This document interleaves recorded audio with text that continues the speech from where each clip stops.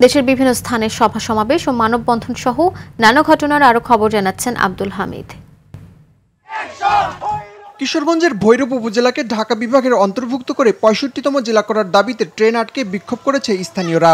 দুপুর উপজেলার সম্ভবপুর রেলগেটে ময়মনসিংহ থেকে ছেড়ে আসা নাসিরাবাদ লোকাল ট্রেন আটকে এই বিক্ষোভ কর্মসূচি পালন করা হয়। ১.৫ ঘণ্টা পর কর্মসূচি প্রত্যাহার করেন বিক্ষোভকারীরা। এদিকে নোয়াখালীকে বিভাগ ঘোষণার দাবিতে সোনাইমুড়ি প্রেস ক্লাবে সাংবাদিকদের সঙ্গে মতবিনিময় সভা অনুষ্ঠিত হয়েছে।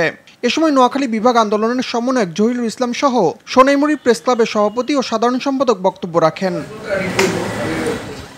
৭১ আর ২৪-এর গণহত্যাকারীদের জনগণ ভোট দিবে না বলে মন্তব্য করেছেন বিএনপির সহ সাংগঠনিক সম্পাদক ও বরিশাল বিএম কলেজের সাবেক ভিপি মাহবুবুল হক নান্নু।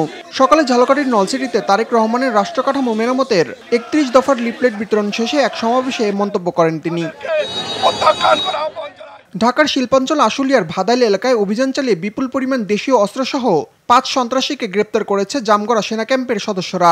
আটককৃতদের নামে একাধিক অস্ত্র, চাঁদাবাজি এবং মাদক ব্যবসার মামলা রয়েছে বলে জানিয়েছে প্রশাসন। পঞ্চগড়ের পোদা উপজেলার মারিয়া বাজারে মাদ্রাসা ছাত্রীকে মিথ্যা আশ্বাস দিয়ে বিয়ে ও নির্যাতনের প্রতিবাদে মানববন্ধন করেছে স্থানীয়রা। মানববন্ধন কর্মসূচিতে ভুক্তভোগীর পরিবার সহ এলাকাবাসী অংশগ্রহণ করে ফকিরপাড়া গ্রামের অভিযুক্ত শাকিলের বিচার দাবি করেন। ব্রাহ্মণবাড়িয়ার আখাউড়া, কসবা ও কুমিল্লার ব্রাহ্মণপাড়া এবং বুড়িরচং উপজেলার সীমান্ত এলাকায় অভিযান চালিয়েছে বিজিবি।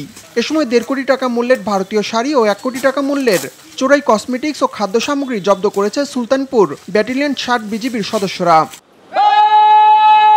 টাঙ্গাইলের শহীদ সালাউদ্দিন সেনানিবাসের army medical corps centre and school মাঠে বাংলাদেশ সেনাবাহিনীর ৮২তম রিক্রুট ব্যাচ ২০২৫-এর সমাপনী অনুষ্ঠানের আয়োজন করা হয়েছে। অনুষ্ঠানে রিক্রুট ব্যাচের মোট ৫৬৫ জন নবীন সৈনিক অংশগ্রহণ করেন। বিশিষ্ট সাংবাদিক, লেখক ও গবেষক মোহাম্মদ আলতাফ হোসেনের রুহের মাগফিরাত কামনায় দোয়া ও স্মরণসভা অনুষ্ঠিত হয়েছে পিরোজপুরে।